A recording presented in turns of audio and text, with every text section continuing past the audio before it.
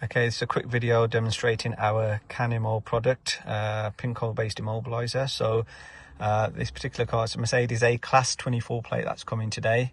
So just to demonstrate how it works, if I start the vehicle up now and I don't input my code, okay, vehicle starts.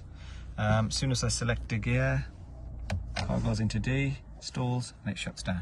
Okay, so basically you're not going to be able to drive it without your pin code. So for demo purposes on this car, we've used the paddles. I've just done the code as right, left, which obviously will be changed. So just to demonstrate how quickly it responds, I'm going to start the vehicle up, okay, and then put my code in. You'll see as soon as I press the last button on the code, the side light symbol will flash to say it's accepted the code. So just to show you how quick it responds, there you go, got your flash, more or less instantly.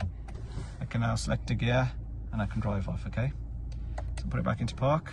So if I now switch the vehicle off, I don't need to input the code again if I just go to restart, but the second I open the door, you'll see the side light symbol flash, okay?